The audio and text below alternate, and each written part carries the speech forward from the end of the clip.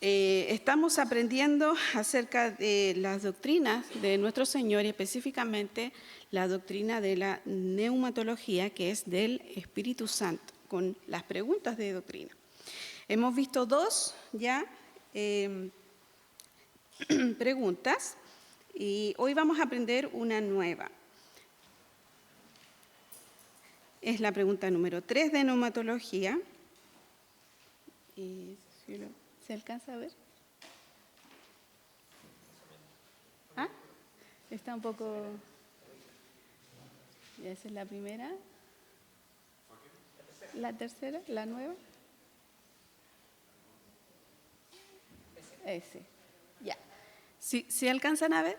¿Se puede ver? Ya. Leamos a la cuenta de 3. 1, 2, 3.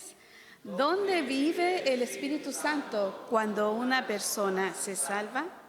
¿Dónde vive el Espíritu Santo cuando una persona se salva? Recuerden que la pregunta anterior era cuál era el ministerio del Espíritu Santo y era dar una nueva vida, ¿cierto? Entonces, cuando una persona tiene nueva vida, ¿dónde vive el Espíritu Santo? A ver, la Emilia. ¿Dónde vive el Espíritu Santo cuando una persona se salva? ¿Ya? Dentro de uno. ¿Ya leamos la respuesta? Dice, el Espíritu Santo viene a vivir en el corazón de cada creyente. Así es, el Espíritu Santo entonces viene a vivir en el corazón de cada creyente.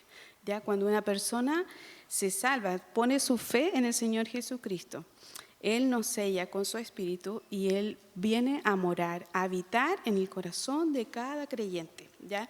Y se queda allí para nunca más salir. ¿Ya? Él nunca se irá del corazón del creyente. Y esa es la seguridad de la salvación para cada creyente. Podemos saber con certeza que somos salvos porque tenemos el Espíritu Santo morando, habitando, viviendo en nuestro corazón. El Señor antes habitaba en un templo, ¿cierto? ¿Se recuerdan cómo se dividía el templo? ¿Qué lugares tenía? Santo y santísimo. ¿Dónde moraba el Señor? En el lugar santísimo, ¿cierto? Pero cuando el Señor Jesús vino con su sacrificio perfecto, ese velo que separaba el lugar santo del lugar santísimo se partió, se rompió. Y no desde abajo como que un hombre lo rompiera, sino desde arriba hacia abajo, ¿cierto? Y allí el Señor Jesús con su sacrificio perfecto abrió, ¿cierto?, la entrada para el Señor, para que cualquier persona ahora pueda habitar con el Señor. Y eso lo hace con el Espíritu Santo que viene a vivir en el corazón de cada creyente que pone su fe en el Señor Jesús, ¿ya? Un creyente nunca va a estar sin el Espíritu Santo. Él es el que va a guiar cada día de su vida para conocer más al Señor, para poner el deseo de conocer al Señor, para abrir sus ojos a la palabra, para entender más de Dios, ¿ya? Entonces el Señor puso, ¿cierto?, el Espíritu Santo para morar en nuestro corazón y nos da la seguridad y la certeza de que somos salvos, ¿ya? Es como decir que le pertenecemos. Ustedes, a ver, yo no tengo porque me queda chico, pero cuando uno se va a casar, a uno le pasan un anillo, antes de eso. ¿La tía Emily lo tiene? ¿De compromiso? ¿Tiene 2 anillos? Okay. La tía Emily tiene 2 anillos, ¿ya? Uno es de cuando ella estaba comprometida con el tío Daniel, ¿ya?, para casar, ¿ya? Y el otro cuando ya se casó, ¿verdad? Pero ese anillo mostraba que ella estaba comprometida y era una promesa, ¿cierto?, de que iba a ser desposada con el tío Daniel, ¿ya? Y eso es también como Dios nos pone a nosotros un anillo de compromiso, ¿cierto?, que nunca será quitado, el Espíritu Santo, ¿ya? Somos suyos, ¿ya? Y Él va a cumplir cada una de sus promesas que están en la Biblia y toda nuestra perfección en el cielo, ¿ya? Vamos a seguir cantando. Perdón, pero tenemos los versículos. ¿No leemos los versículos? Que tienen que aprender de memoria, se los van a mandar a sus papás. ¿Ya? Los vamos a leer. 1 Corintios 6, 19. Leamos.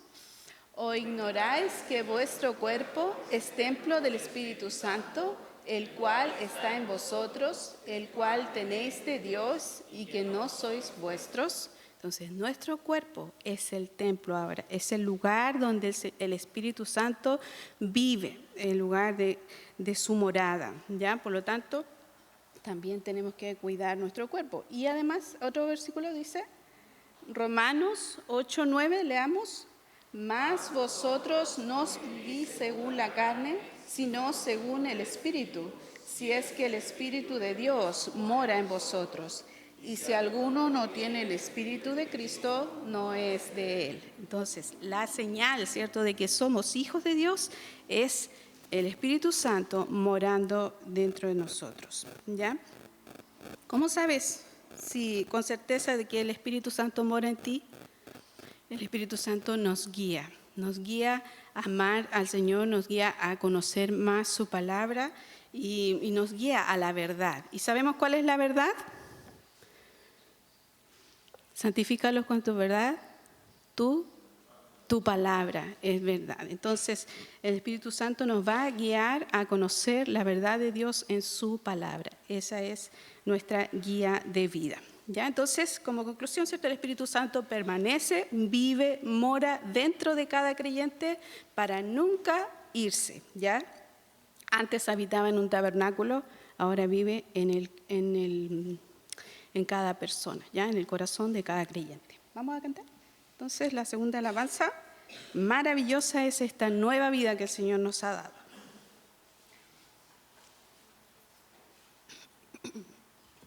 Este es el instrumento. Un propósito distinto Él me dio, cuando todos mis pecados canceló. Él me dio su paz y gozo en mi ser, y ahora yo le quiero obedecer.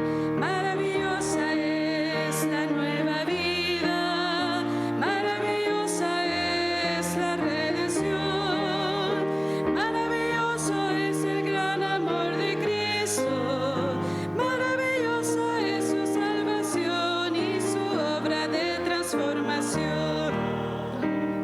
Cada día puedo orar a mi Señor, prometió que escucharía mi clamor, en secreto al estar con el Señor, me consuela y contesta a mi favor. Maravillosa es la nueva vida, maravillosa es la redención, maravilloso es el gran amor de Cristo, maravillosa es su salvación y su obra de transformación. En el cielo un buen día estaré, con el Salvador del mundo viviré. Los afanes de esta vida nada son mejores los tesoros de Sion. Maravillosa es la nueva vida, maravillosa es la redención, maravillosa es el gran amor de Cristo, maravillosa es su salvación y su obra de transformación. Amén. Vamos a pasar a nuestras clases. No tenemos ya. Entonces, con el tío Sergio, los niños pequeños van a ir a la casa de hermana Connie y luego volvemos a la iglesia 12:30. ¿Son 11:20? 12:30. Y los jóvenes los jóvenes van a tener su clase, ¿verdad? ¿Ah?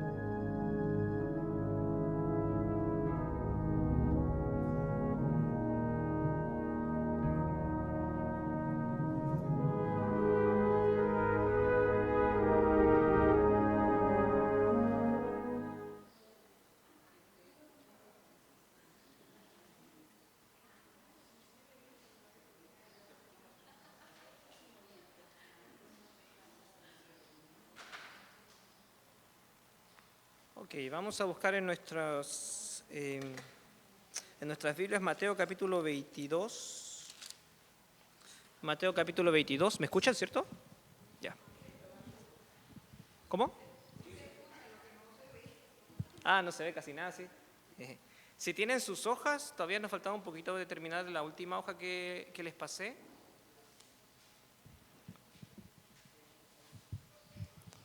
Mateo entonces capítulo 22. Mateo 22 y vamos a leer, o voy a leer versículos del 35 al 40. Estos versículos solamente son la guía que tenemos para ir entendiendo cómo debemos priorizar ciertas actividades en nuestra vida. Y ahora que estamos hablando sobre los hábitos, de qué hábitos debemos priorizar en la vida en general, como creyentes. Ok, voy a leer estos versículos del 35 entonces al 40 y luego vamos a orar. Y uno de ellos, intérprete de la ley, preguntó por tentarle diciendo: Maestro, ¿cuál es el gran mandamiento en la ley? Jesús le dijo: Amarás al Señor tu Dios con todo tu corazón y con toda tu alma y con toda tu mente. Este es el primero y grande mandamiento. Y el segundo es semejante: amarás a tu prójimo como a ti mismo. De estos dos mandamientos depende toda la ley y los profetas. Vamos a orar. Padre Celestial, te agradecemos por esta oportunidad que tenemos para aprender de tu palabra. Gracias, Señor, porque tú nos has guiado en el transcurso de este curso, de este tema, para poder entender mejor la importancia que tiene en nuestras vidas desarrollar hábitos que te agraden, hábitos que glorifiquen tu nombre y que puedan traer el máximo de beneficio para nuestras vidas y para tu obra. Guíanos, Señor, para seguir aprendiendo y danos, Señor, siempre de tu gracia para comprender lo que nos estás guiando en tu palabra. En el nombre de Jesús, amén. Muy bien. Entonces, hemos estado hablando acerca de los hábitos y hemos hablado acerca de las prioridades que debemos tener en relación a los hábitos. Y en estas prioridades, yo les estuve explicando que de los primeros hábitos que debemos desarrollar como seres humanos, como creyentes especialmente, son los hábitos espirituales. Y esto no es opcional para nosotros como hijos de Dios.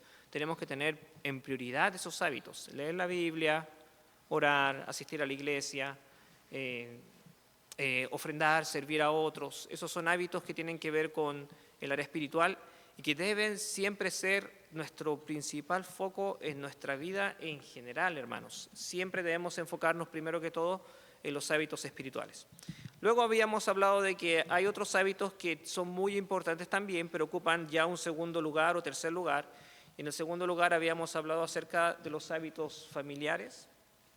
Habíamos mencionado también, por ejemplo, la importancia que tiene desarrollar hábitos personales y familiares, y habíamos dicho acerca de, por ejemplo, comer juntos como familia, saber comunicarse, aprender a resolver conflictos. Todos esos son hábitos que debemos de desarrollar, que no de hecho nacemos con unos muy malos hábitos, vivimos, mejor dicho, con unos muy malos hábitos de resolver conflictos. Normalmente lo hacemos como lo hacían nuestros papás. Nuestros papás pueden haber sido creyentes o no, y desarrollamos sus malas costumbres también, y así vamos viviendo nuestras vidas conforme a lo que aprendimos de otros, pero no conforme a lo que dice la palabra de Dios. Y para nosotros es muy importante entender que la mejor forma, la forma más óptima de vivir es conforme a la palabra del Señor. Entonces, en ese contexto, ustedes tienen que aprender mucho la palabra de Dios, y por eso los primeros hábitos que desarrollamos son los espirituales: de leer la Biblia todos los días, de memorizar la palabra de Dios, de orar, etc. Ustedes no pueden vivir sin tener esos hábitos por lo menos puestos en marcha, y ya con el tiempo ir aceitándolos, para decirlo de esa manera. Es el hecho de ir mejorando esos hábitos espirituales.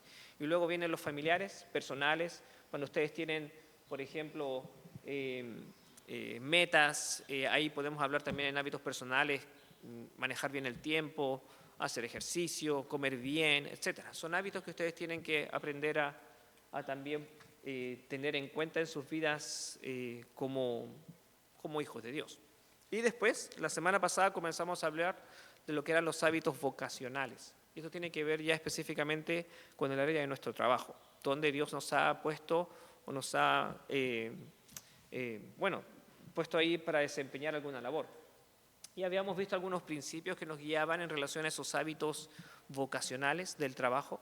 Por ejemplo, habíamos mencionado que el trabajo en sí es parte del plan de Dios. Hay personas que dicen, bueno, esto fue parte de la maldición de haber caído en pecado, pero la realidad no es así. Después, la maldición que tuvimos después de haber caído en pecado Adán ¿cuál era en específico esa maldición en relación al trabajo? Sí, ahora había que esforzarse, con el sudor de la frente iba a tener que, Adán para poder ganarse el pan, para poder sacar del fruto de la tierra.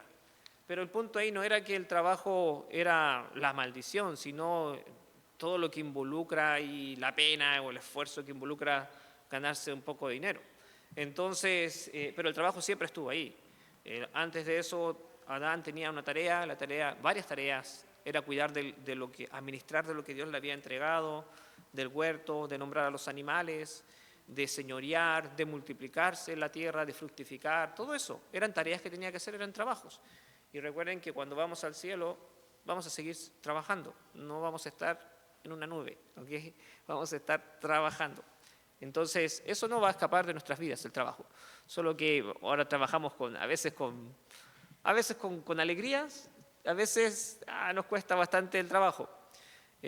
Allá cuando estemos en el cielo va a ser todo perfecto, entonces es con gusto que uno trabaja, pero siempre uno va a trabajar. Entonces, parte del plan de Dios, y habíamos dicho que unos principios que nos guían para aprender es, por ejemplo, que nosotros debemos siempre trabajar pensando en que estamos adorando y sirviendo a nuestro Dios.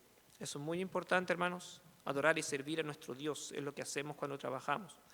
¿Por qué es tan importante? Porque la Biblia dice que yo tengo que hacerlo con excelencia, no para los hombres, sino para mi Dios. No para el ojo del hombre, sino para mi Dios. Y ahí entonces yo tengo que ser un buen trabajador. Sea que tenga un buen jefe, un mal jefe, sea que sea un jefe flojo o no sea un jefe flojo, sea un jefe que tal vez sea descuidado o no sea descuidado, eso no involucra la forma en la cual yo tengo que trabajar. ¿Okay? Porque a veces las personas pueden ver a un jefe que tal vez no toma mucho control de sus empleados, y normalmente ¿qué van a hacer los empleados si saben que su jefe no los está vigilando mucho? Van a flojear, andar dándose la vuelta, haciendo una u otra cosa, perdiendo el tiempo, haciendo otras cosas y no trabajando. Y a uno le pagan por trabajar. Entonces, el punto está en que sea como sea mi jefe, yo tengo que hacerlo con excelencia en mi trabajo. Tengo que destacar en mi trabajo. Y eso me ayuda mucho porque si yo lo hago con excelencia, lo que habíamos estudiado la semana pasada también, normalmente el jefe va a ver eso, mi empleador va a ver eso y voy a tener una mejor remuneración o me va a aumentar el salario o va a saber que yo soy digno de confianza, normalmente. Pero si no sucede así, no importa, porque no estamos haciéndolo para tener una remuneración mejor o para que le caiga bien al jefe. Yo lo estoy haciendo para mi Dios. Así que eso me ayuda mucho para cuando yo estoy en una condición de trabajo en el cual nadie me toma en cuenta y estoy haciendo lo mejor. Me ayuda mucho a pensar de que, bueno, no importa que estas personas no me consideren, no importa que el jefe no le interese a pesar de que yo estoy haciendo lo mejor, no importa, porque yo lo estoy haciendo para mi Dios. Entonces eso ayuda bastante para seguir haciéndolo, para mantener la motivación. Es una responsabilidad que tenemos que hacer, que tenemos en nuestra vida. Según Tesalonicenses 2:3-10 hablaba de que el que no trabaja, ¿qué dice la Biblia? ¿O es 1 Timoteo 5:8? Ahí no me acuerdo cuál es el que dice que no trabaja, que no coma. Creo que es Tesalonicenses. Según Tesalonicenses 3. Vamos a ver. Segunda a los Tesalonicenses.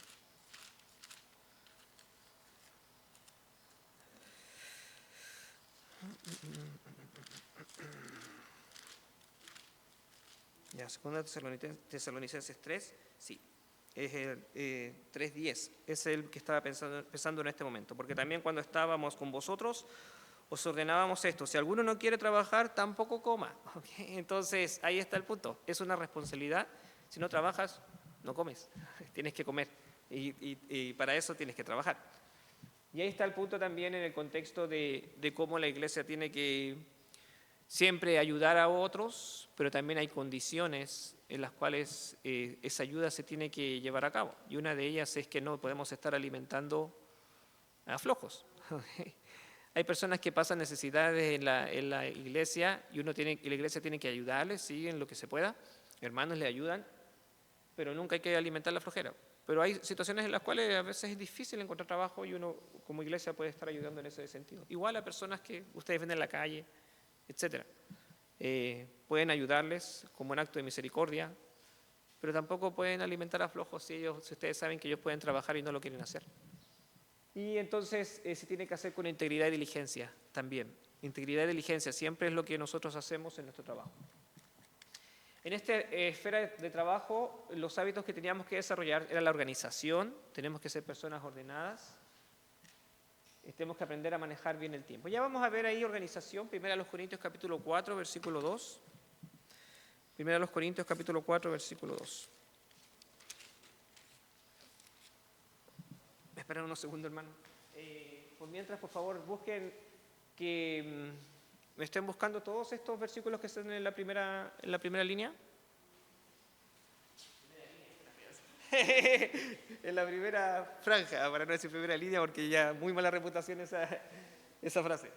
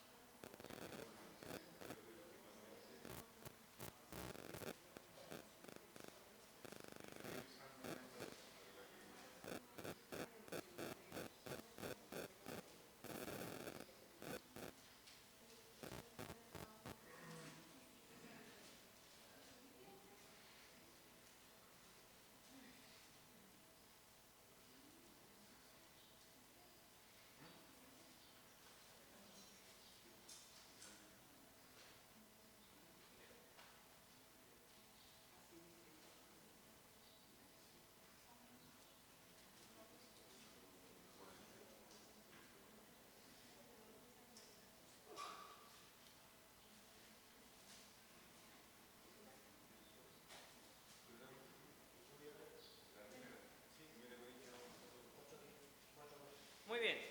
1 Corintios entonces, 1 Corintios capítulo 4, versículo 2. Manuel. Ahora bien, se requiere de los administradores que cada uno sea hallado fiel.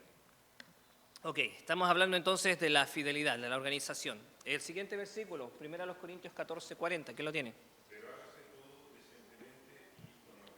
Muy bien, entonces la palabra de Dios nos dice o nos da principios de cómo debemos hacer las cosas. Todo lo hacemos con orden.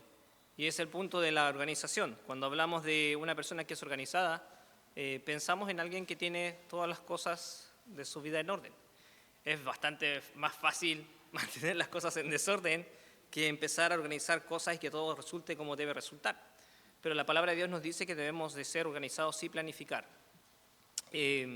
Ale, ¿lo tienes tú el siguiente?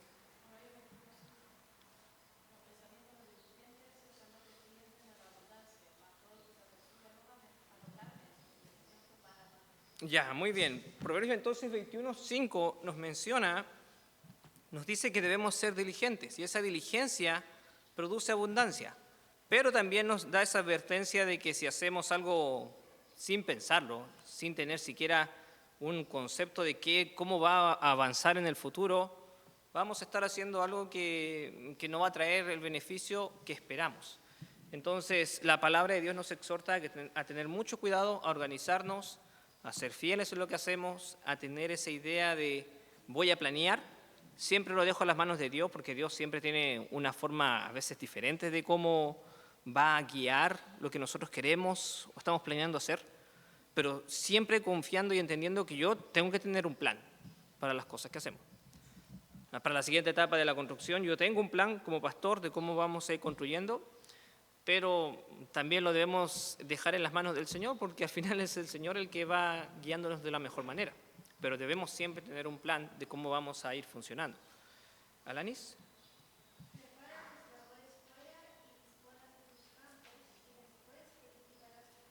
Muy bien.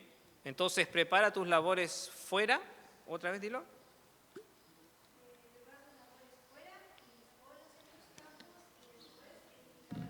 Bien, disponlas en tu campo y después edificas tu casa. El punto de estar preparado, de organizar todo antes, hay prioridades de cosas que debemos hacer.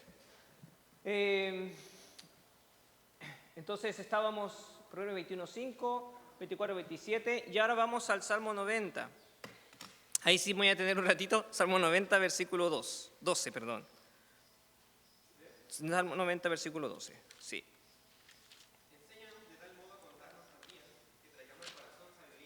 Muy bien.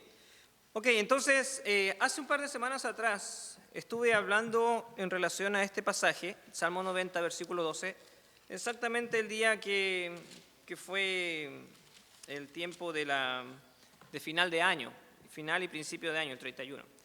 Y estuve explicando un poco en el tiempo de la reunión de oración lo que significaba este pasaje y la importancia que tiene para nosotros orar a Dios y rogar al Señor que Él nos ayude y nos enseñe a contar nuestros días. Ahora, ¿a qué se refiere ese versículo? Para que entendamos un poquito, voy a decir muy rápido lo que estuve enseñando ese día, pero para que podamos ver lo que Dios nos está intentando explicar de cuál es el principio que nosotros debemos siempre tener presente en nuestras vidas. En el Salmo 90, 12, enséñanos de tal manera o de tal modo a contar nuestros días. Estoy hablando ahí acerca del manejo del tiempo, eso es lo que tienen que anotar ahí, si es que está en sus hojas, ¿verdad? Tiene que estar en sus hojas. El último por ahí, ya casi terminando la hoja, el manejo del tiempo. Creo que tengo unas hojas más.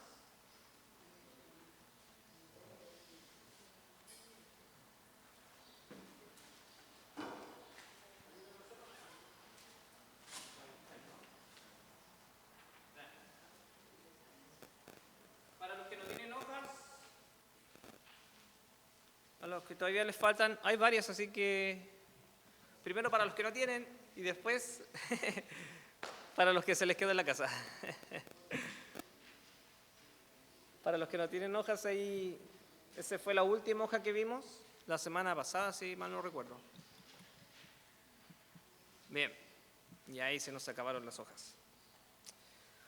Ok, entonces estamos en el Salmo 90, 12, y el punto está aquí, en que el salmista está rogándole algo a Dios, y el concepto que está diciendo en el versículo 12 es, enséñanos, Señor, enséñanos. Vamos a ver el contexto de lo que dicen estos versículos. Fíjense lo que dice el versículo, por ejemplo, vamos a leer desde el principio, de hecho, del Salmo 90. Vamos a leer un poco los versículos del 1 hasta el versículo 6, del 1 al 6. Comenzando con la Camila. Camila, ¿puedes leer Salmo 91 y nos vamos yendo hacia atrás?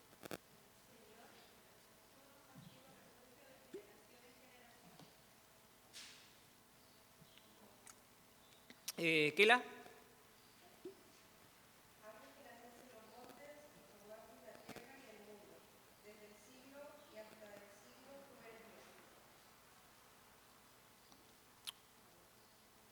Sí, hermana.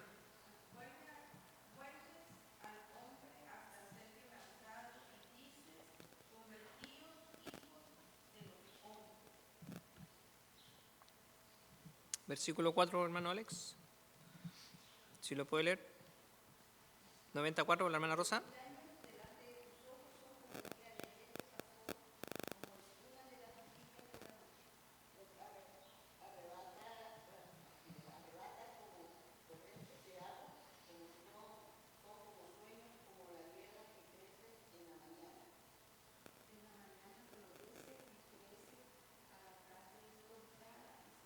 Ya, muy bien.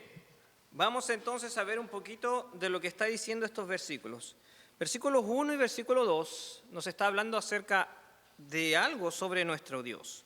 Y el punto está en la eternidad, ustedes lo pueden ver incluso en el título, dice que nuestro Dios es eterno.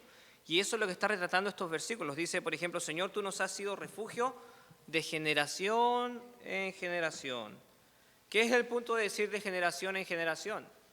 Que han pasado muchas generaciones en este mundo de hombres, muchas épocas, muchas tendencias, pero Dios siempre ha permanecido.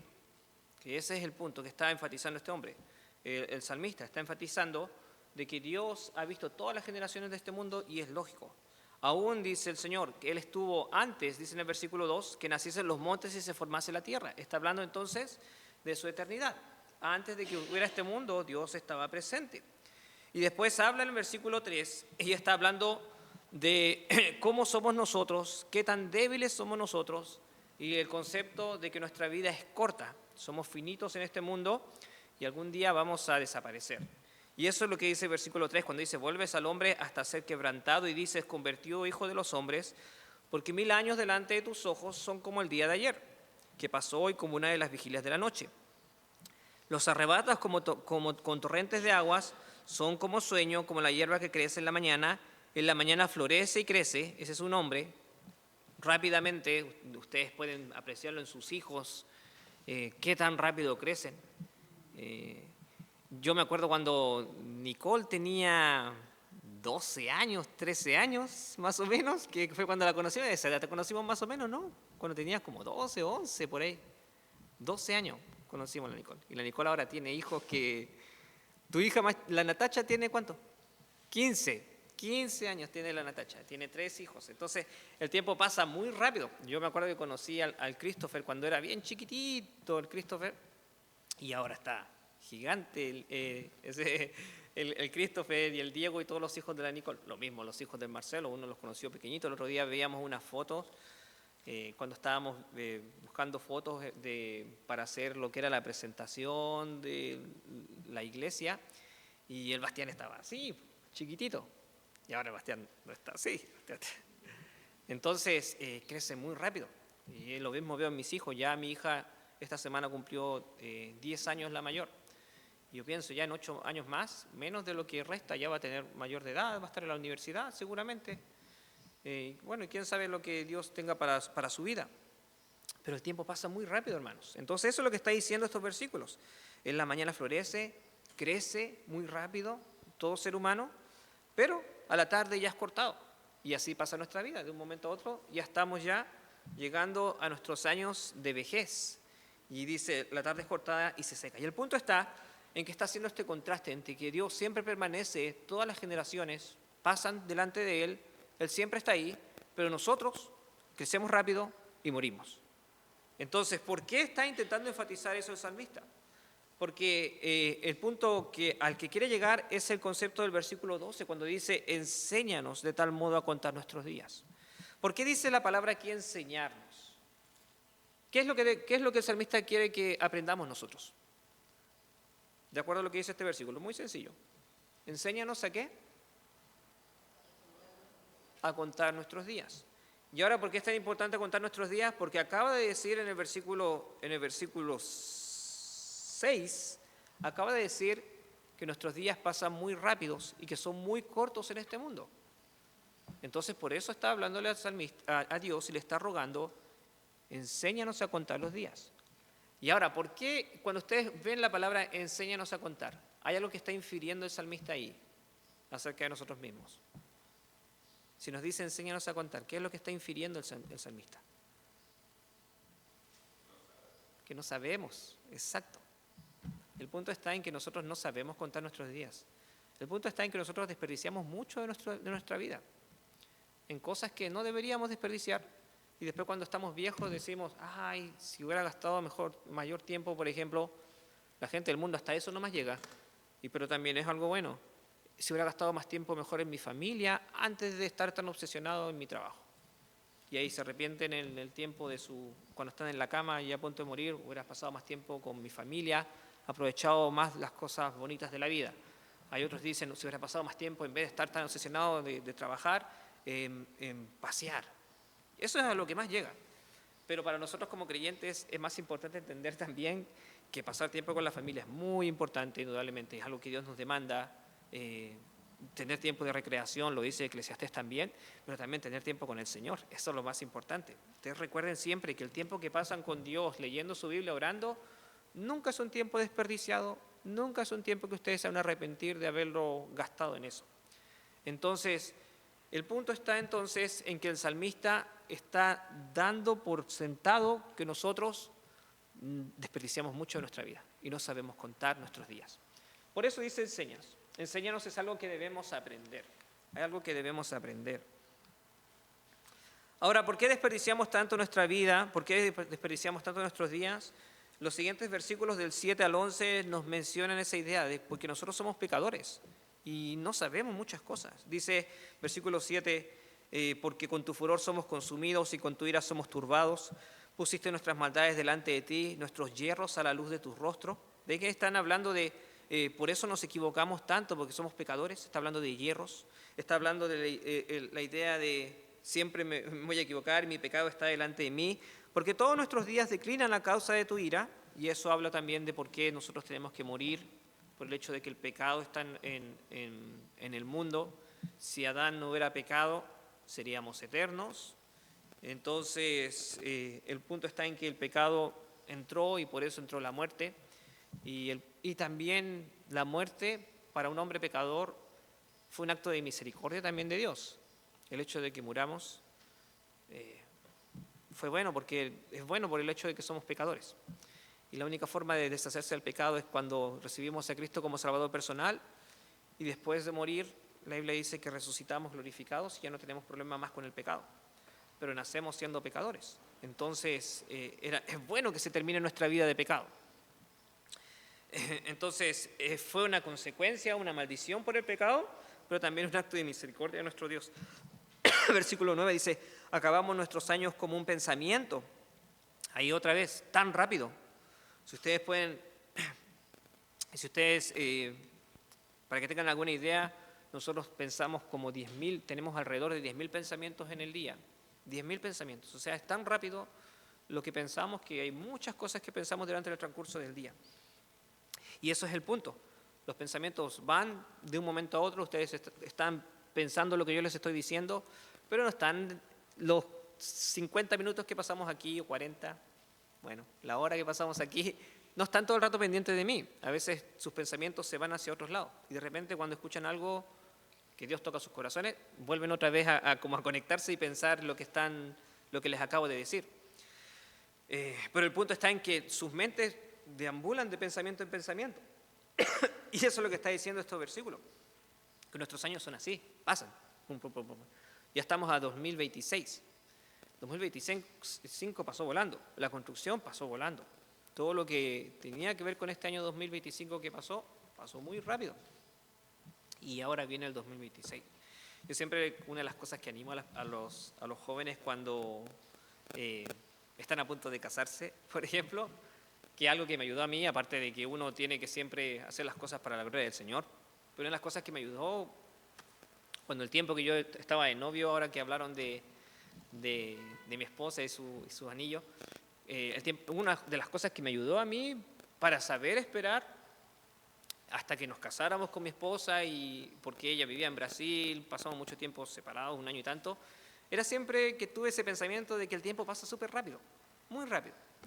Entonces, aunque mi esposa, yo en el 2012, ella se graduó, se fue a Brasil para estar 1 año con su familia, con su abuelito especialmente.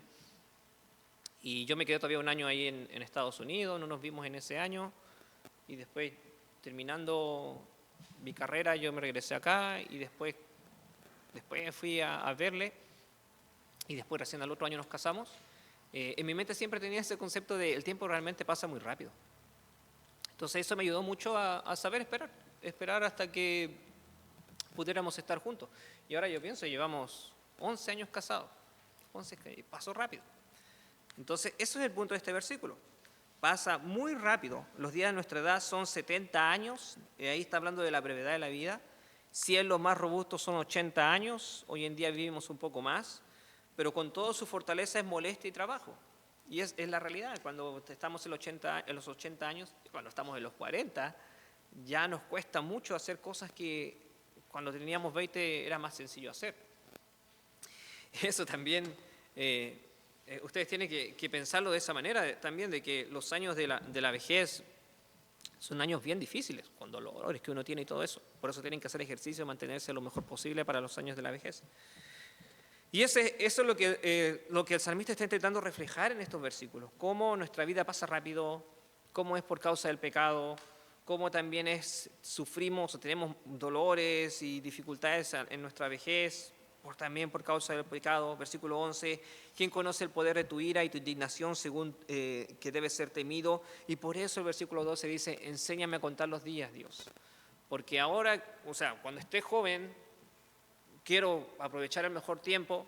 Cuando esté adulto, también quiero aprovechar mejor el tiempo, lo mejor posible, para poder llevar la mayor gloria a tu nombre y el mejor beneficio para mi vida también. Entonces, ese es el punto de enséñanos. Es algo que debemos aprender. Ahora, el otro punto que dice aquí, enséñanos de tal modo a contar nuestros días.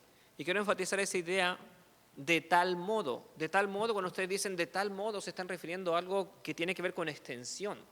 Algo que ustedes quieren hacer o tienen la idea de aprovechar al máximo. Quiero hacer algo de tal modo que obtenga un resultado o el mayor resultado.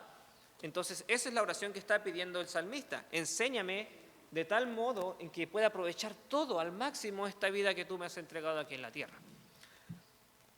Enséñanos entonces de tal modo. Y ahora ahí está lo que es el objetivo, de tal modo a contar nuestros días para que traigamos al corazón sabiduría. Y eso es lo que más necesitamos. Fíjense que nos está hablando acerca de la riqueza. Enséñame a contar mis días para que aproveche y gane lo más posible. Sino enséñame para que yo pueda tener sabiduría, porque la sabiduría me sirve para todo ámbito de este mundo. Si quiero saber con quién casarme, necesito sabiduría. Si quiero saber cómo criar a mis hijos, necesito sabiduría. Si quiero saber cómo llevar mi matrimonio, necesito sabiduría. Si quiero ser un buen trabajador o tener un buen trabajo, necesito sabiduría. Necesito sabiduría para poder elegir la carrera que tengo que estudiar. En el caso de ustedes, ya todos tienen ya prácticamente sus vidas definidas, pero igual necesitan sabiduría para poder guiar a su familia. Necesitan sabiduría de cómo gastar su dinero. Necesitan sabiduría para todo. Entonces, por eso Él está pidiendo sabiduría. Es la petición que pidió Salomón cuando Dios le dijo que pidiera lo que quisiera. Él dijo, quiero sabiduría. Y como consecuencia, ¿qué obtuvo? Aparte de la sabiduría, riquezas. Tuvo todo lo demás. Tuvo riquezas, tuvo honor, por causa de haber pedido lo que primero o lo que era más fundamental, la sabiduría. No sirve mucho, no sirve de nada, hermanos, que ustedes, por ejemplo, pongamos en ese punto, ustedes ganen 20 millones de pesos al mes, pero no tengan sabiduría para gastar ese dinero y se lo gasten todo. Hay personas que son así. La otra vez cuando estaba, imagínense ya, tristemente podemos decirlo de esa manera, esperando que nuestros hermanos regresen ahí algún día también a visitarnos y algún día también a quedarse nuevamente aquí, Óscar y Paulina, que ya se fueron. Pero Óscar, ustedes saben que él trabajaba ahí en el hotel del casino. Entonces, él era el recepcionista, uno de los recepcionistas en ese hotel. Entonces, él siempre me contaba de personas que llegaban y gastaban 40 millones de pesos, 20 millones de pesos en un día. Y dice que había una pareja que se la pasaba viviendo. Él los conocía y como eran prácticamente clientes frecuentes, tenían su propia habitación y cosas así. Pero él me hablaba de esa persona que gastaban, pero desperdiciaban dinero, pero como locos. Y eso es no tener sabiduría con el dinero que tienen. Puede que tengan mucho dinero, pero en última instancia igual se acaba. El dinero igual se acaba si no lo saben ocupar bien. Y Óscar me hablaba así de que era tan así como incongruente las cosas que hacían, y ellos se daban cuenta que eran incongruentes, pero las seguían haciendo. Que por ejemplo, siempre habían esos sorteos del que ocupaba el casino, en el cual sorteaban un auto. Entonces, la persona que jugaba más, una cosa así, tenía la posibilidad de elegir entre las llaves, así como lo hacía don Francisco, elegir entre las llaves, una llave, elegía la llave e iba y abría el auto. Y si abría el auto, se ganaba el auto. Entonces esta pareja quería ganarse ese auto. Y entonces invertían, y siempre intentaban, entre los dos competían, entre el esposo y ella, quién de los dos iba a tener la oportunidad de ¿cómo se llama?, de sacar la llave y probar. Si es que probar, ni siquiera era saber si iba a ganar o no. Y entre los dos competían de cuál de los dos gastaba más en esas máquinas tragamonedas y en todo lo que hacían en el casino. Y Oscar me comentaba que gastaron tanto que con todo lo que gastaron podrían haber comprado 4 o 5 autos de los que estaban intentando ganarse. Y ellos lo sabían porque le hablaban a ellos. Mira, mi esposa se gastó tantos millones y este auto, si voy a la automotriz, me dan al tiro 4 de estos autos. Pero solamente era la emoción, porque ella decía, no, es que es la emoción de sacar la llave y a ver si me lo gano. Entonces, eso es, cuando hablábamos con Oscar me decía, eso es ludopatía, pero ludopatía. Pero la gente vive, hay muchas personas que viven de esa manera, hermanos, viven desperdiciando algo que yo sé que para muchas familias sería una bendición, poder tener dinero y poder ocuparlo de una manera correcta. Pero a veces uno dice, ay, si yo tuviera ese dinero, yo no haría eso. Pero les puedo asegurar que cuando ustedes tienen el dinero y no son sabios, se les va como el agua entre las manos, hermanos, el dinero, si no son sabios. Y por eso muchas veces también, Dios es mucho más sabio que ustedes, por eso muchas veces Dios no les da todo lo que ustedes quisieran tener, porque sabe que ustedes no lo pueden manejar. Porque manejar dinero de verdad que requiere mucha sabiduría. Entonces, pidan a Dios sabiduría, no con el propósito de que tengan dinero solamente, pero pidan a Dios sabiduría porque se necesita sabiduría para guiar a su familia, para todo lo que tienen que hacer en este mundo. Entonces, eso es el punto de este versículo. ¿Cómo es en esta idea de manejar el tiempo, la importancia que tiene para nosotros recordar que somos personas limitadas de tiempo en este mundo y que debemos aprovecharlo al 100%. Ya después cuando vemos el versículo 13 al 17, ahí habla acerca de cómo al salmista le completa, cómo se siente lleno estando en la presencia del Señor. Por eso dice, vuélvete, oh Jehová, ¿hasta cuándo? Aplácate para con tus siervos. De mañana sácianos de tu misericordia y cantaremos y nos alegremos todos nuestros días. Entonces está hablando de esa llenura de vida que solamente se puede tener en Dios. Muy bien, vamos entonces a hablar de otro hábito importante que debemos desarrollar en nuestras vidas de trabajo, y es el concepto del desarrollo profesional. Colosenses capítulo 3, versículos 23 al 24, creo que esto ya lo leímos ya. Si no lo leímos hoy, lo leímos la semana pasada. Y tiene que ver con cómo debemos, lo que les mencionaba recién al principio de la clase, 3, 23 y 24, lo que les mencionaba acerca de cómo nosotros debemos trabajar. Leámoslo nuevamente igual. 3, 23 y 24. ¿A qué le toca leer? ¿O el que quiera leerlo igual?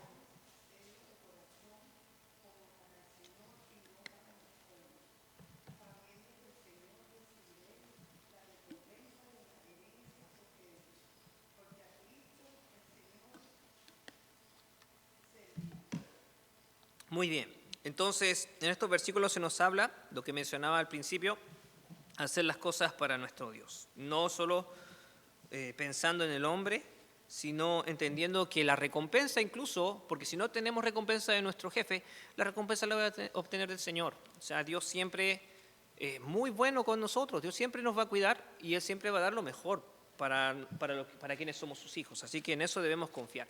Ese es el punto de tener fe, hermanos. El punto de tener fe es que nosotros no tenemos fe, bueno, tenemos la fe que es salvadora, pero nosotros vivimos por fe.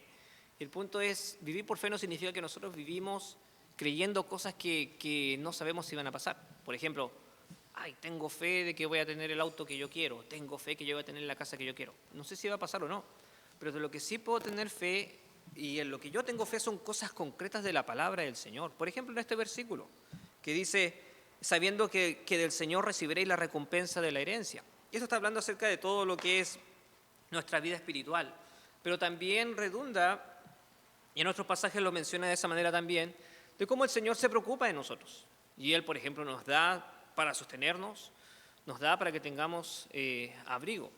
Entonces, en eso yo sí puedo tener fe. Dios dice que que siempre voy a tener sustento y abrigo. Entonces, yo puedo confiar en ello. Si yo trabajo, hago lo que mejor que puedo y dejo las cosas en la mano del Señor porque creo que Dios me dice lo que Dios dice en su palabra es verdad. Cuando me dice, por ejemplo, que lo que siempre les digo, Dios dice en su palabra que Él es bueno Y toda su palabra siempre dice eso, nunca dice que es malo, que hace algo para dañarnos a nosotros. Entonces yo tengo que tener fe de que esa palabra es verdad, que Dios realmente es bueno. Y no hay cosa mala que pueda hacer, y aún más para sus hijos, ¿ok? Para sus hijos, Dios es siempre bondadoso con nosotros. Vamos a Proverbios capítulo 22, versículo 29. Esto también lo leímos. ¿Has visto hombre solícito en su trabajo? Delante de los reyes estará, no estará delante de los de baja condición. Otra vez hablando de el concepto, hablando en esta idea de desarrollo personal, de que yo tengo que, si puedo superarme, me voy a superar. No es la idea de vivir en la mediocridad siempre. Y versículos 21 y 5, que también lo leímos, dice, los pensamientos de diligentes ciertamente tienen a la abundancia, mas todo el que se apresura alocadamente, de cierto va a la pobreza. Eso fue lo que acabamos de leer. Y también otro hábito que debemos desarrollar es la evaluación de parte de otros. ¿A qué me refiero con la evaluación de parte de otros? La idea de que si nosotros queremos mejorar en toda área de nuestra vida, la verdad que espiritualmente, familiarmente, pero profesionalmente, tenemos que someternos a que otras personas nos evalúen. Ir a hablar con alguien y decir, ¿cómo lo estoy haciendo? Espiritualmente, mira, yo he tomado estas decisiones, ¿qué piensas tú? ¿Estoy bien en lo que estoy decidiendo o no? Y la persona te puede dar su consejo. Y en el área profesional es lo mismo. Las personas hacen evaluaciones. El otro día hablaba con don Pedro y estábamos hablando de cómo en el gobierno, por ejemplo, se hacen evaluaciones a final de año para darse sus bonos. ¿Qué notas sacan las personas que trabajan en el gobierno normalmente? Sí, todos los funcionarios públicos sacan un 7, 100%. ¿Esa es una evaluación que va a ayudarles a estas personas a mejorar? No, porque solo lo están haciendo de que yo te pongo la mejor nota posible para que tener el bono y tú ponme la mejor nota. Pero hablábamos, por ejemplo, de las evaluaciones en la minería, que es un poco diferente, por la idea porque son más empresas privadas. Y ahí la evaluación siempre tiene el propósito de que la persona mejore y si no ha mejorado, indudablemente la van a despedir. Pero tiene esa idea de que uno tiene que examinarse para ver si está haciendo las cosas bien o no. Y eso pasa, yo creo que en todas las empresas siempre se hacen estos sondeos de si estamos funcionando bien, se hacen preguntas al consumidor, etcétera, para saber si ellos están cumpliendo con los requerimientos. Entonces eso es muy importante en nuestra área profesional, es muy importante en nuestra vida espiritual, evaluarnos. ¿Y por qué tengo que ponerlo ahí como un hábito de desarrollar? ¿Por qué tengo que ponerle como un hábito? No, naturalmente no queremos hacerlo, porque siempre cuando nos sometemos a alguien que me evalúe, ¿qué son las cosas que van a estar luchando en mi corazón? Ya, pero hay cosas que me impiden. Eso sería un buen beneficio de intentar superarme, pero hay algo que me impide muchas veces a mí ir a preguntarle a alguien cómo lo estoy haciendo. El orgullo, ¿okay? Porque a nadie le gusta que le digan las cosas mal que está haciendo, ¿cierto? Normalmente uno cuando le dicen, no, que tú hiciste esto, que estaba equivocado, no, pero es que mira, realmente tú estás entendiendo lo que yo quise hacer. Realmente yo tenía una buena intención, bla, bla, bla, y estamos simplemente porque me hirió el orgullo que alguien me dijera la verdad, entonces intento cubrirlo y que nadie descubra realmente quién soy yo o que la gente no piense mal de mí. El orgullo impide que uno pueda crecer también, hermanos. Entonces, esa es la idea de aprender a humillarse y aprender a someterse a los dictámenes o a los comentarios de alguien más que son para edificación. Alguien también te puede hacer comentarios para destruirte también. Entonces, uno siempre tiene que saber filtrar también. Hay personas que hacen comentarios y los comentarios están muy fuera de lo que es la realidad. Entonces, ustedes tienen que saber a quiénes van a también pedir consejos o con quienes ustedes van a hablar para que les examine. Esto es en el área espiritual o familiar, pero en el área laboral también. Proverbios 27, versículo 6. ¿Qué dice este versículo?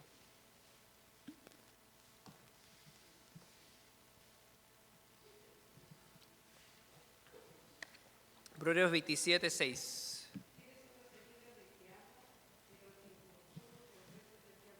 Ya, ¿cuál es el punto aquí? Fieles son las heridas del que ama, pero importunos los besos del que aborrece. ¿Qué es lo que está intentando enseñar ese proverbio? Para su bien, claro. Y eso es lo que a veces tenemos que nosotros, no a veces, eso es lo que nosotros tenemos que pensar. Que no siempre cuando alguien me está corrigiendo es porque me quiere dañar. Alguien puede estar corrigiéndome porque realmente me ama. Entonces el punto está aquí de que hay personas que que a veces pueden actuar también muy bonitamente, con besos podríamos decir, hay otros proverbios que dicen lo mismo también, y la verdad es que te aborrecen. Y las personas que son más directas contigo son los que realmente te aman. Proverbios capítulo 15, versículo 22. Eso es muy importante porque nosotros como hijos de Dios, por ejemplo, cuando hablamos de la salvación con otras personas, lo hacemos cuando hablamos, por ejemplo, con algún pariente que no conoce al Señor. Lo hacemos porque le amamos y nos preocupamos de su vida espiritual, o sea, de que él no vaya a pasar su vida en la condenación. Queremos que conozca a Cristo, que se salve. Pero a veces cuando uno va a hablar con un familiar acerca de Cristo, esa persona lo rechaza, que no le gusta. Hay veces que te van a escuchar, pero hay personas que no les gusta realmente escuchar del Evangelio. Entonces, como hijos de Dios, nosotros no estamos haciendo nada malo cuando compartimos el Evangelio con alguien y que le amamos, aunque esa persona pueda pensar de que, ay, mira, lo único que me habla es de Cristo y me tiene aburrido, pero la realidad es que nosotros estamos intentando hacer o nos preocupamos por el alma de esa persona.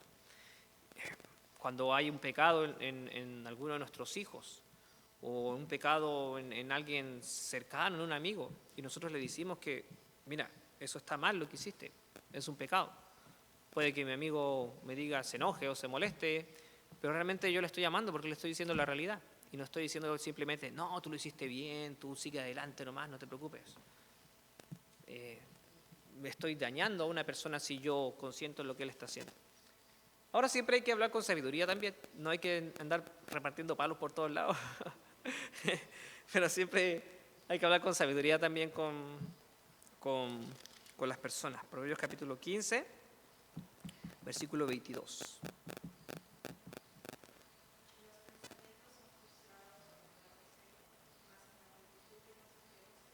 Ya, entonces otro principio más ahí. Por eso necesitamos personas que me digan las cosas, porque la Biblia dice que mientras más, en otros versículos también dice esto, pero mientras más consejeros se afirma lo que son los pensamientos o lo que es correcto. Entonces, los pensamientos son frustrados donde no hay consejo, hay siempre puede haber algo que no esté apropiado porque no estoy pensándolo correctamente. Proverbios 27, 17. Por eso siempre también hay que consultar, preguntar, ¿qué te parece? Yo quiero tomar esta decisión, ¿qué te parece? ¿Qué te parece? ¿Qué ves tú? ¿Hay algo malo que se me está pasando? Porque a nosotros sí se nos pasan un montón de cosas. Entonces necesitamos consultar y preguntar. Proverbios 27, 17.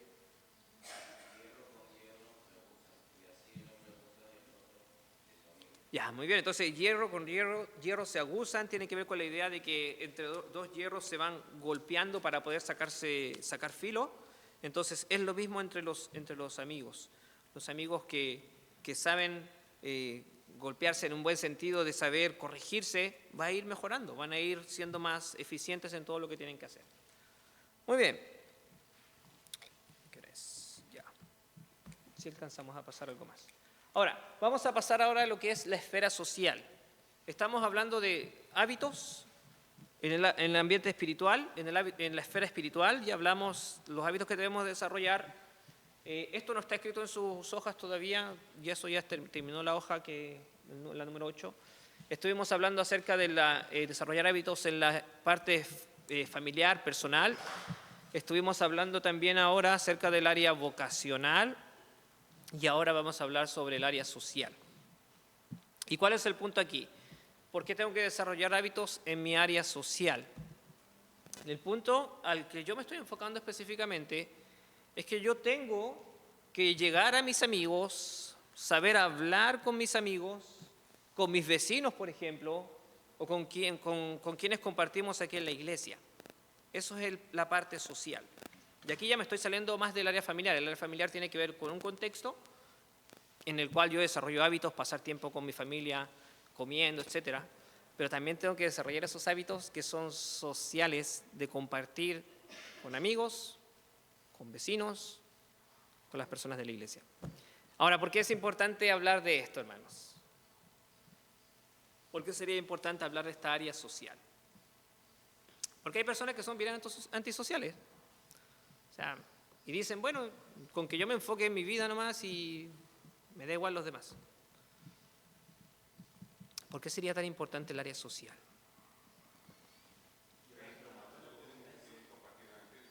Ya, ahí hay un punto. Tenemos que compartir el Evangelio.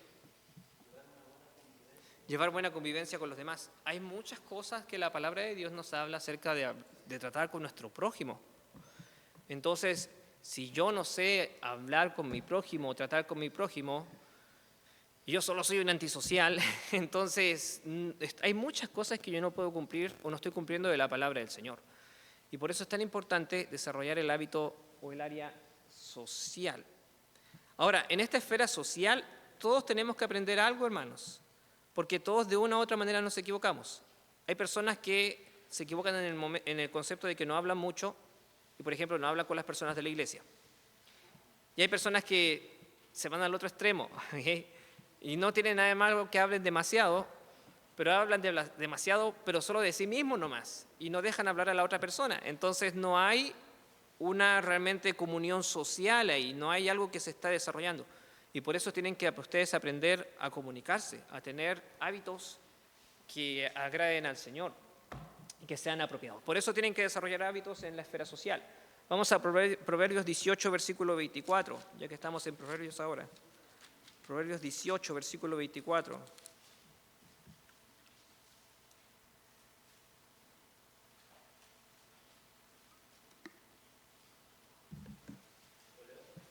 Uh-huh.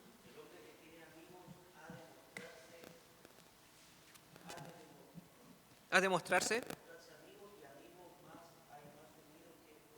Ya, entonces, ¿qué es lo que la palabra de Dios nos está diciendo aquí? El hombre que tiene amigos, si queremos tener amigos, o la persona que tiene amigos, siempre, ¿cómo se tiene que mostrar? Como un amigo. Ese es el punto. Ahí hay una idea que nosotros debemos de recordar en nuestra área social. Debemos mostrarnos amigables si queremos tener amigos. Entonces, vamos a empezar con el principio de que la amistad se cultiva. Es algo que nosotros debemos de desarrollar. No puedo decir, por ejemplo, que yo soy, en el tiempo en el cual yo estaba en el colegio, ya era amigo de mis compañeros, de muchos de mis compañeros de la enseñanza media, de la enseñanza básica. Pero realmente ahora no podría decir son mis amigos, no los he visto en 25 años. Nunca llegué a cultivar más allá del colegio esas amistades. Entonces realmente no son mis amigos. O sea, yo podría verlo y decir, sí, este era un amigo cuando era chico, pero realmente no es un amigo, porque la realidad es que un amigo, para poder tener amigos y desarrollar una amistad, siempre se cultiva. Es igual que el matrimonio, hermanos. Ustedes cuando se casan, ya tienen a su esposo o esposa, pero el matrimonio no es que yo me casé y esta persona era la mejor con la que me casé, la mejor del mundo, era perfecta, entonces, ¡pum!, otra vez se creó inmediatamente un matrimonio perfecto, un buen matrimonio. Desde el día uno que nos casamos somos un buen matrimonio. No es así. Si alguien quiere tener un buen matrimonio, tiene que trabajar mucho, que tiene que cultivar ese matrimonio, cultivar esa relación con la esposa para que pueda llegar a ser un buen matrimonio. Los buenos matrimonios no son espontáneos, no son así como, no nacen de la nada. No pueden hacer un buen matrimonio si ustedes no pasan tiempo con su pareja, con su cónyuge. No pueden tener un buen matrimonio si ustedes no saben resolver los conflictos. ¿Okay? Se va a hacer un matrimonio que siempre anda ahí por ahí cojeando.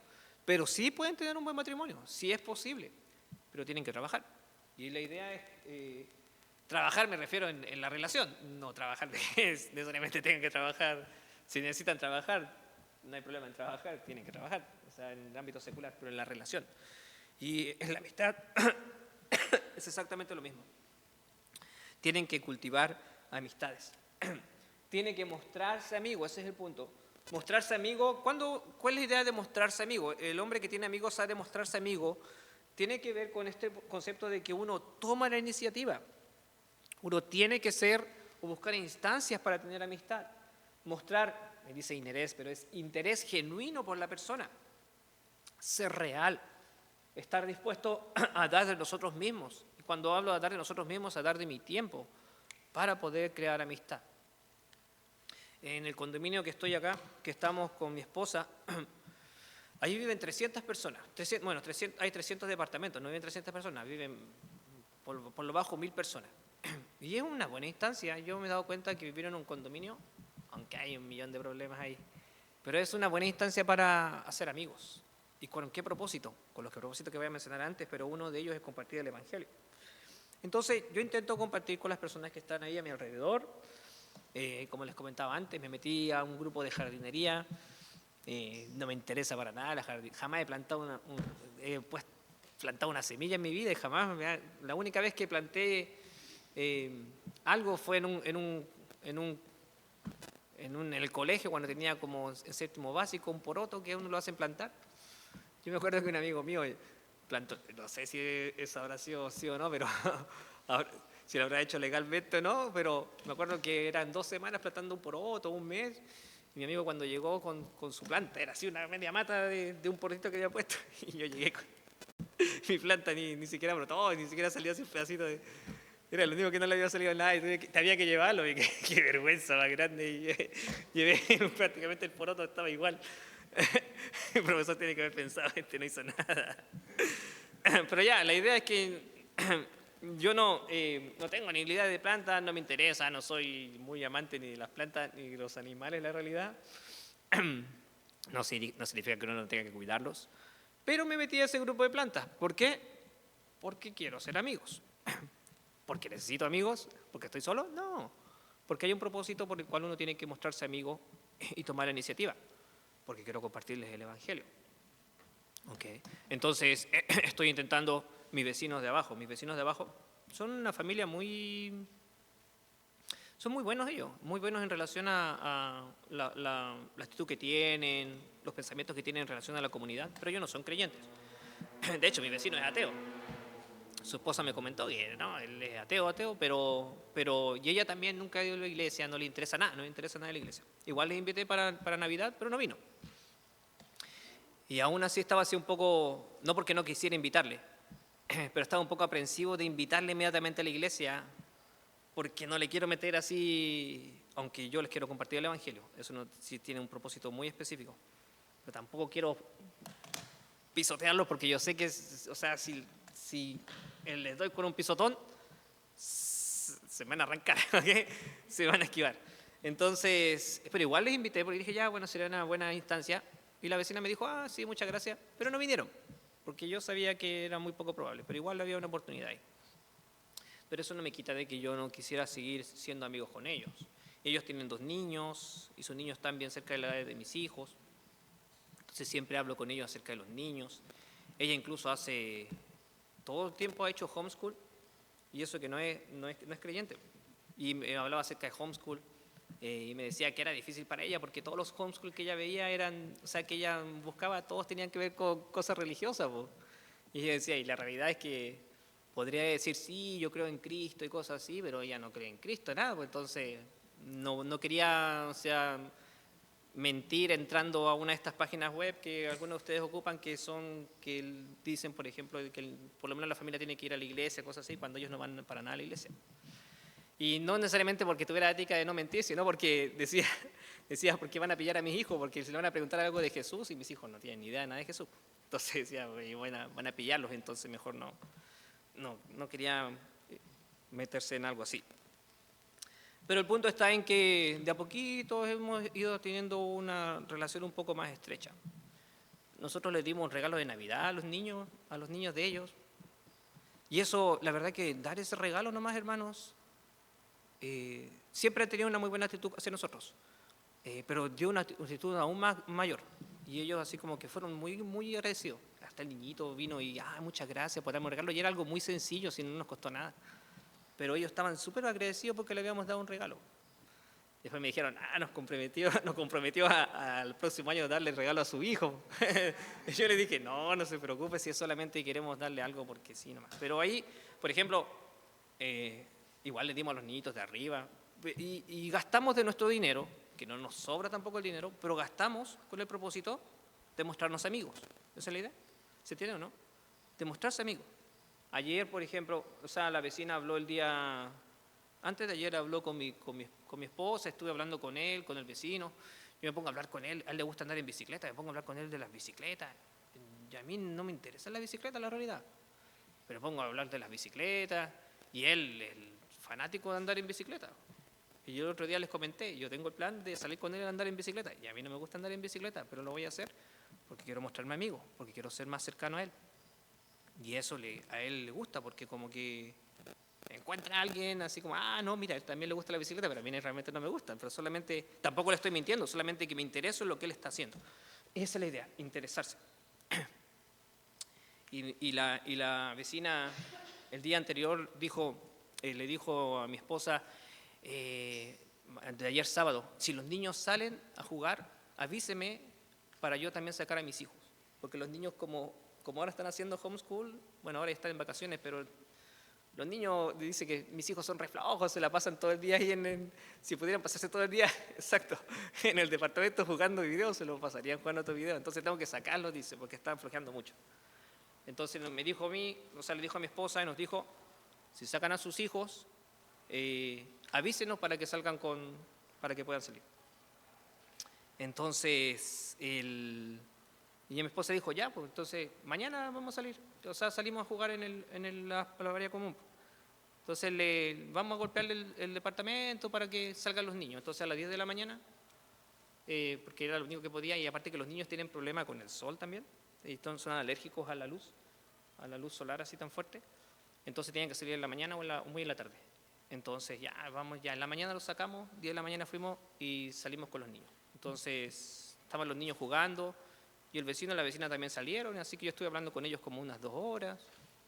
El vecino me preguntó en qué trabajaba. Yo le dije en lo que trabajaba.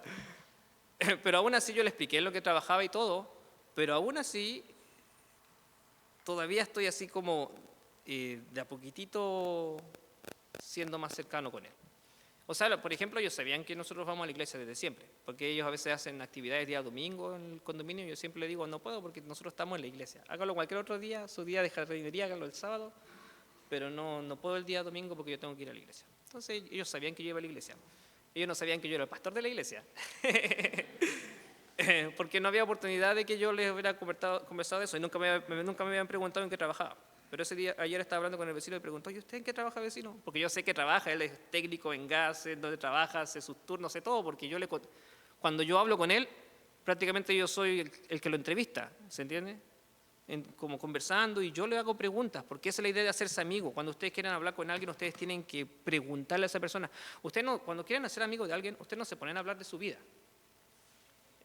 Hay un tiempo en el cual ustedes tienen que hablar de su vida de alguien, pero no pueden estar hablando, mira, cállate y mira, yo ayer hice esto otro, hice esto otro, porque la persona que te está escuchando va a decir, esta persona no me deja hablar nunca, y no es muy, es un parlanchín nomás.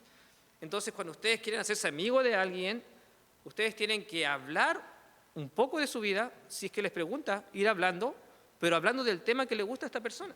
Entonces, eso ayuda a que la amistad se vaya forjando, mostrar interés genuino por lo que está haciendo esta persona. Entonces, como él nunca me había preguntado acerca de lo que trabajaba, nunca le había dicho lo que ella trabajaba.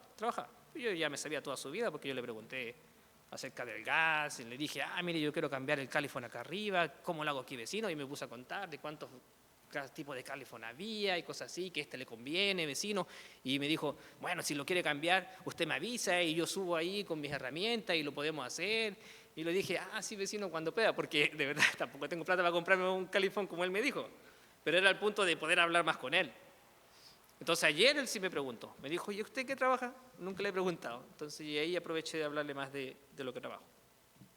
Y ahí hablé harto tiempo de lo que era la idea de ser pastor y lo que había estudiado y todo eso. Pero ahí se está presentando una oportunidad. Pero esa oportunidad no se presenta si yo salgo de mi casa, vengo a la iglesia, me meto a mi departamento y nunca tengo ese momento para hablar con mi vecino. Y ese es el punto, por eso es importante el área social, porque tenemos metas, hermanos. Y una de las metas que tenemos, o de las cosas que debemos hacer, es compartir el Evangelio. Ese es el propósito específico, compartir el Evangelio. Bien, la amistad entonces se cultiva y el resultado, cuando dice, para terminar aquí, este versículo, y la próxima semana vamos a hablar de los principios en relación a esto. El hombre que tiene amigos ha de mostrarse amigo, y amigo hay más unido que un hermano. Entonces, ese es el resultado. Si ustedes se muestran con interés hacia alguien, si muestran que se preocupan pasan tiempo con esa persona, gastan de sus recursos, sea tiempo o incluso de dinero, si hay una oportunidad. Entonces, el punto que va a llegar es que esa amistad que se cultiva va a llegar a que ustedes tengan amigos fieles. Porque cuando ustedes son fieles hacia alguien, muchas veces esa persona es fiel en retribución. Entonces, un amigo fiel y leal, forjado a través de un carácter amigable, eso quiere decir que si yo soy amigable hacia esta persona y soy fiel hacia esta persona, esa persona va a retribuir, puede llegar a crear un vínculo muy fuerte, tan fuerte, más fuerte, dice en este versículo, que incluso un hermano. Entonces, hay veces personas que tienen amigos que son muy cercanos como la familia. Y ustedes tienen que entender que eso se puede crear, pero se crea cultivándolo. Ya. ¿Preguntas, comentarios que tengan en relación a lo que estudiamos el día de hoy?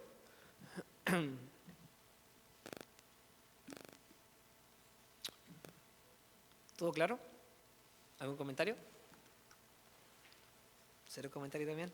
Ok. A hablar un poco hoy. Bien, vamos a orar y con eso vamos a acabar. Padre Celestial, te damos gracias por darnos la oportunidad de aprender más acerca de estos hábitos que debemos desarrollar en nuestra vida, de poder entender dónde están las prioridades y poder ir desarrollando todo lo que necesitamos. Cada uno de nosotros tenemos o luchamos en ciertas áreas, algunas son más difíciles que otras de cultivar y por eso necesitamos aún más tener en nuestros corazones la diligencia para estar pendientes de dónde debemos trabajar en nuestras personas para ser más efectivos como hijos tuyos. Ahora estamos hablando de lo social y es tan importante, Dios, que nos mostremos amigables, que seamos amigables con otros para que de esa manera podamos compartir el Evangelio y llegar a objetivos que tu palabra nos enseña que debemos tener con otras personas. Bendice, Señor, lo que resta también del día, lo que resta también de la escuela dominical, que podamos siempre estar pensando en ti y exaltándote en todo lo que hacemos. En el nombre de Jesús, amén. Muy bien, vamos a esperar a que pasen los jóvenes y los niños.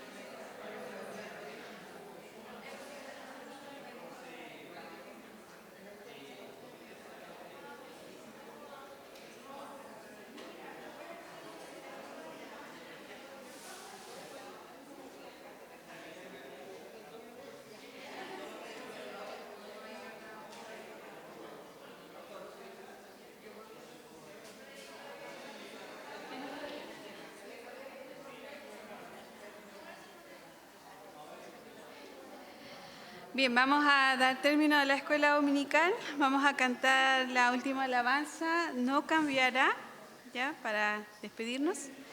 Y luego le voy a pedir a Leandro si nos puede despedir con la oración final. No cambiará.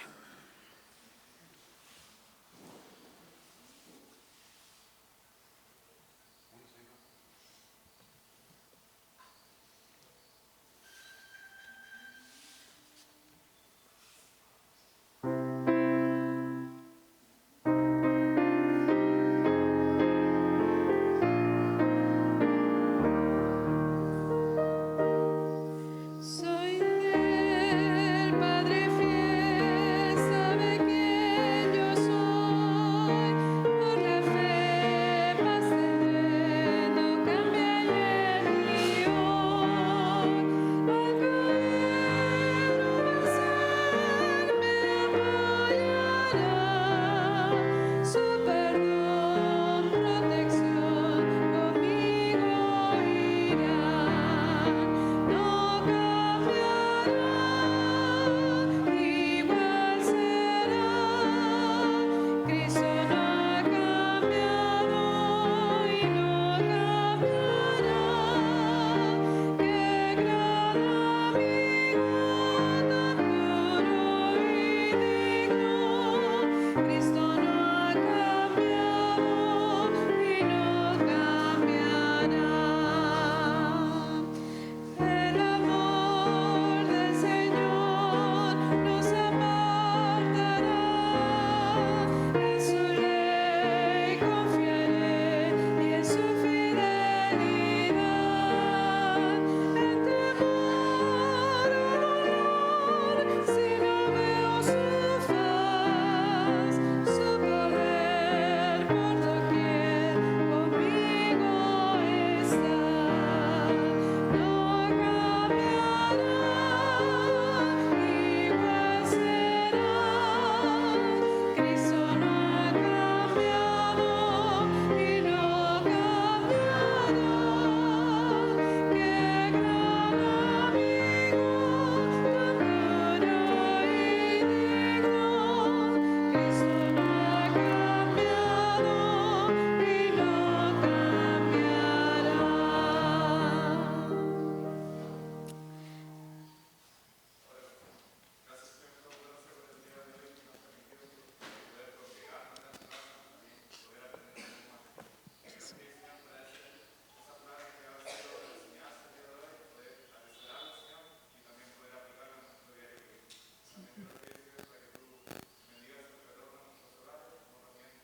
y no cambiará.